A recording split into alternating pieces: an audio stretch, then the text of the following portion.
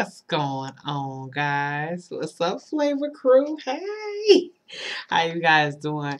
Welcome back, new and already subscribers. Yeah, if you're already a subscriber, welcome back. And then if you're new, welcome to Lisa Renee TV. And I hope today that you like what you see, you get something out of the channel enough to want to hit the subscribe button the day before you leave. Make sure to like and share the video as well on all your social media networks that you happen to be on at this time. Alright, so today we're going to jump right into the video. Okay, so this is something that kind of dropped in my spirit this morning. Just kind of something I had thought about, and I think you guys have definitely probably experienced this as well. Being, young women, and then like a woman who's a little bit older, I know that you probably experienced this as well too. Okay, so the theme of it, the title of this video is "What time is it?" And I ain't talking about, the fact that it's 10:35 a.m. right now. Okay, we ain't talking about regular time. Okay, so we're talking about when will it be time for me? A time for the said promises to be manifested and unveiled. So, have you ever felt out of control in your own life or your destiny? Have you gotten discouraged when you shared your innermost desires for your life and you were shot down or judged harshly by those you were closest to? So I don't know if you guys have ever experienced that, but I've, definitely experienced that. You share what you want out of life with family, with friends, with, associates, acquaintances, coworkers, whatever.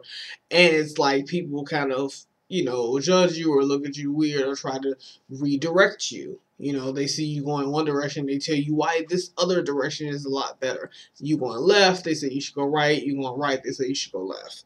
So sometimes other people within our lives tend to like to have a say-so and a control over our destination or when things will happen for us. We have to remember that if we're 100% submitted to God's plan for our lives, then His timing is perfect. So they have no say-so. Whose time clock are you on? His, theirs, or your own? So that's a question that I want you all to kind of ask yourselves and think about. Whose time clock am I on? What time is it anyway? Whose time is it? Am I on his time clock? Am I on theirs? Or am I on my own? We want to be on his, but are we really on his? So you kind of have to think about that. Who is taking reign in my life? Who controls me at this time in my life? So let me start by reading Romans 8:24 through 30. For in this hope we were saved, but hope that is seen is no hope at all. Who hopes for what they already have? But if we hope for what we do not yet have, we wait for it patiently. In the same way, the Spirit helps us in our weaknesses. We do not know what we ought to pray for, but the Spirit Himself intercedes for us through wordless groans. And He who searches our hearts knows the mind of the Spirit, because the Spirit intercedes for God's people in accordance with the will of God. And we know that in all things God works for the good of those who love Him and who have been called according to His purpose. For those God foreknew, He also predestined to be conformed to the image of His Son, that He might be the firstborn among many brothers and sisters. And those He predestined, He also called. Those He called, He also justified. And those He justified, He also glorified. So that was taken from Romans 8:24 through 30th verse. Okay. So basically, when we're waiting on God, Romans in that chapter there, chapter 8:24 to 30 verse, reminds you how to wait. Wait patiently.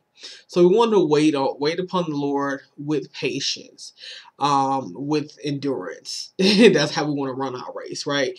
We don't want to just be waiting. And I talked a lot about weight. I always talk about a lot about it because I know a lot of us need encouragement in the area. Whether you're waiting on a spouse, whether you're waiting on a job, whether you're waiting on whatever, you're waiting on something to happen. We're kind of always waiting. You know, I call it being in the waiting queue. Like we're always waiting for something in life. And you know, sometimes it's not the fact that you're waiting; it's how you're waiting.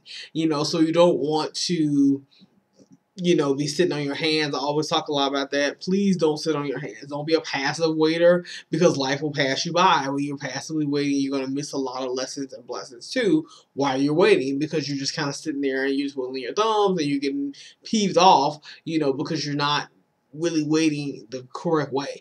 So you want to be an active waiter where you're getting up and you're doing what you're supposed to be doing. You're helping others. You know, I talked a lot about servitude, you know, in a couple of videos ago, serving others, being there for others. And I definitely find that about you.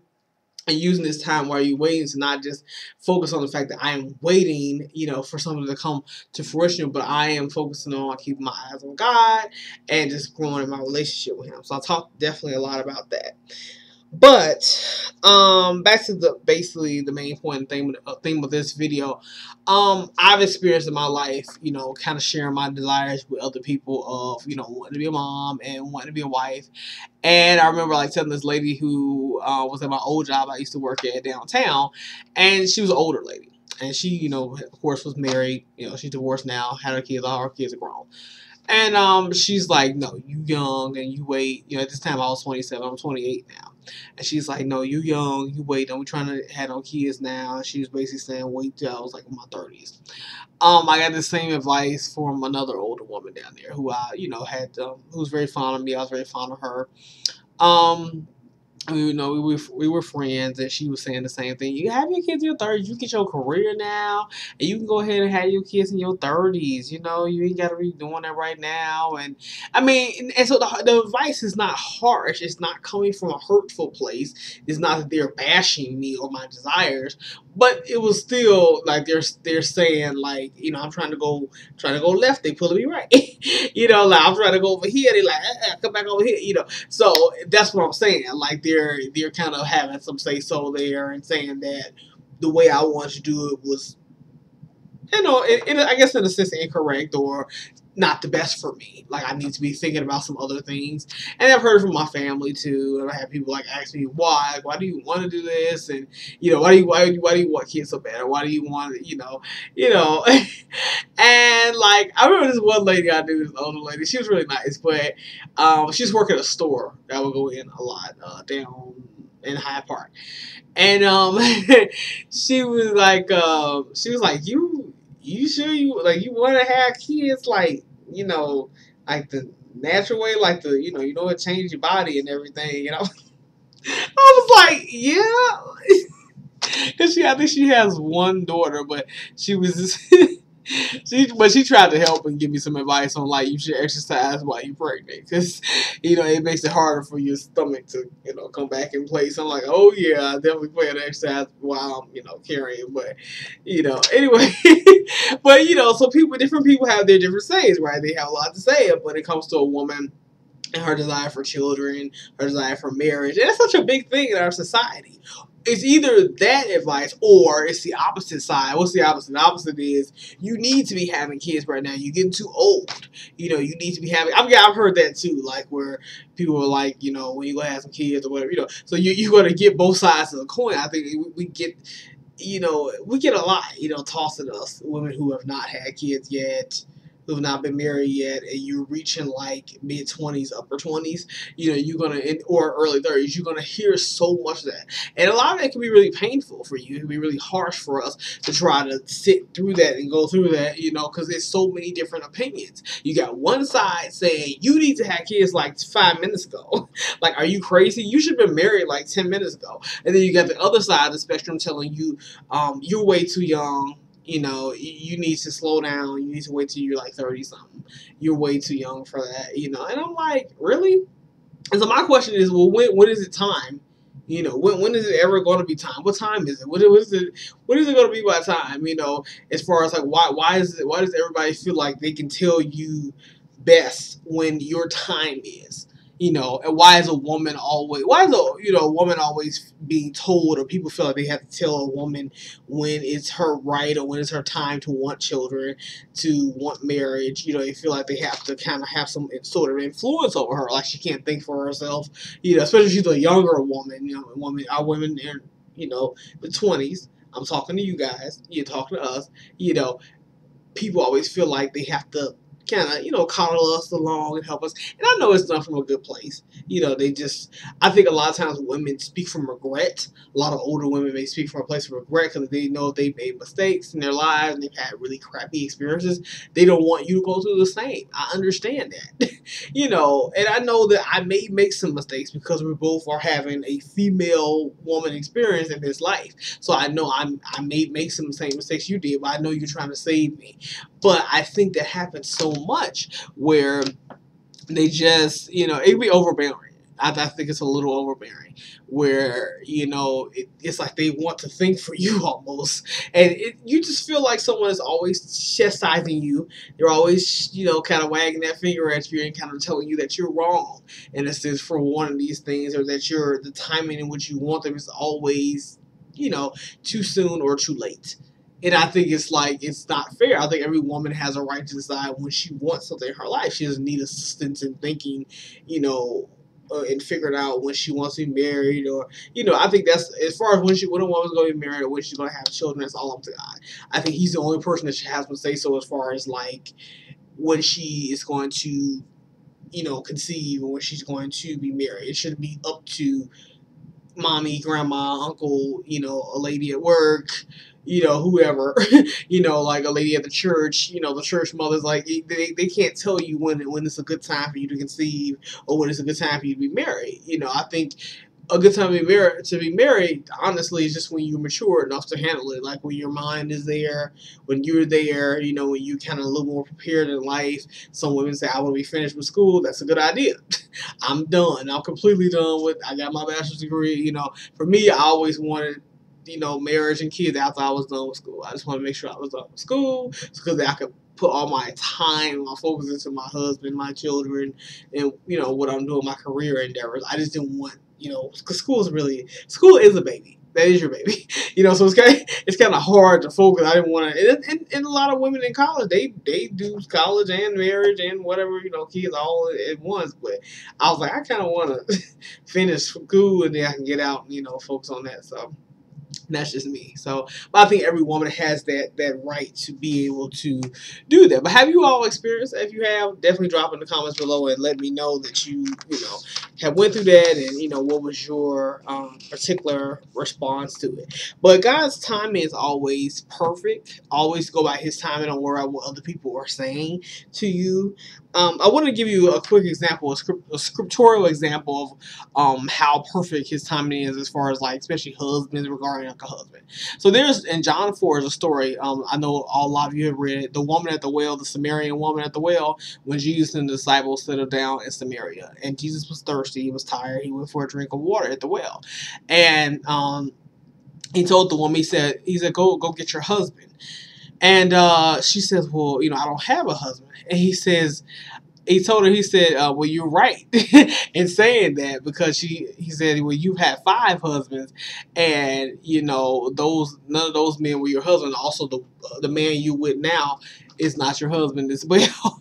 And she said, sir, you must be a prophet or something. You seem to be a prophet. And she went on, of course, to tell the whole town that I met a man and he told me all I knew. And she basically spread the news that the Messiah, Jesus, was in their town. So that's the story of the woman at the well, the Samaritan woman. It's John 4. I love that. It's one of my favorite stories in the Bible. I really think it's awesome.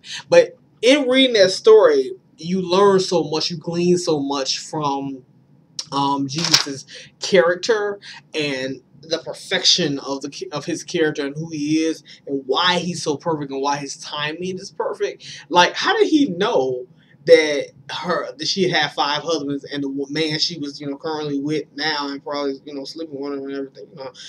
You know how we do.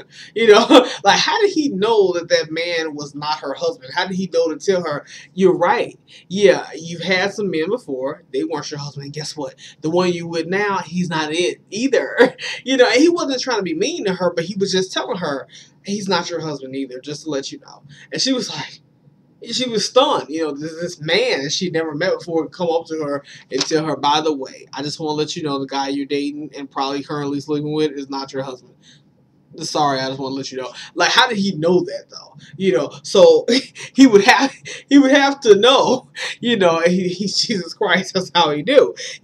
But that shows that the perfection in who he was and his character. He was able to tell her, like, yeah, this is not your husband. He's telling her this is something that is not good for you. So if Jesus can tell this woman in Samaria that these men before her weren't good with her, they weren't her husband, the one she's with now is clearly, not her good thing, not her Boaz, not her Adam, he's not her husband. Don't you think he can tell you who is your husband? I'm just saying.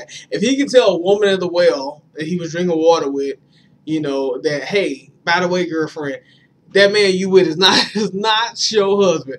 Don't you think that he has more than enough capability to bring your husband to you if he can tell her that man she's with is not hers? Something that's not chose. Not chose. So that just shows you a little bit more of his character. When you read the Bible, you learn God's character. That's the whole point of reading it. You learn Jesus' character, God's character. You learn about who he is. Like, who is Jesus? What kind of person is he? Why should you worship him? Why should you get to know him? Why should you incorporate him into your life? And why should you want to be his bride, basically? So you just learn so much about him. But that shows the perfection within his character. But anyway, yeah. So ask yourself that question: whose time clock am I on? God's timing, the mothers of the church time, my mom, my daddy's timing, friends, uncle, auntie timing, or my own timing? Whose timing would you rather be on, or whose timing are you currently on now? It's just something that you want to think about. Whose timing is more important to you in your life? I would definitely suggest you guys go back and read John 4. Read about the woman in Samaria at the well, the water well, just Jacob's well. So read that story if you've never read it before. I would definitely suggest you read it. Also, as a reminder, Bible study is almost over, guys. We're 28th day of January. We almost done. With the fasting and Bible study. I hope y'all stayed on task. I hope y'all been doing good. I hadn't really heard too much, so I hope that you guys are doing good. Let me know if you have any problems or if you're having a struggle. I'm here for you, so please contact me, reach out to me. But yeah, I hope you're doing well. Monday we'll come back. I think Monday should be Hebrews 11. I'm going to check back, but it should be Hebrews 11. So if you need to catch up on any of your chapters in Hebrews, please catch up on that. I hope you've been reading Hebrews lately, 8, 9, and 10. I think in chapter 7 as well, talks a lot about why Jesus is the reason, like why he's the reason for the best pick in your life, the best pick of who to follow and, who to make your God. Like, he basically sells himself. So I love that chapter. I love those chapters because Jesus basically he's making a selling case for himself. He like, this is why you need to follow me. This is why I have a more perfect covenant. I offer more perfect promises. This is why I'm the best for your life. If you're thinking about going on a Christ walk, you ain't really submitted yet. He's like, this is why you should submit to me. This is why. This is why God is the answer. So God basically tells you why God is the answer through Jesus Christ and the covenant through Jesus Christ and Jesus Christ's promises. So one of God's best promises is, the life of Jesus Christ, his son. So I think those chapters are great, and also proving more so his perfection. You know, why he's perfect, why his timing is perfect, why his will for your life is perfect. You're gonna get more of that. So definitely read those chapters if you haven't read them already. And finally, before I end this video, I want to leave you with the takeaway verse. The takeaway verse is one of my favorite. I've already read it a couple times on different videos, but I want to leave you with it again. Jeremiah 29:11. For I know the plans I have for you, declares the Lord, plans to prosper you and not to harm you, plans to give you hope and a future. All right, that is it for today. I hope you guys enjoyed the video. Please like, share, subscribe, and I will see you guys back next week. All right, have a blessed weekend. I'll talk to you later, loves. Bye.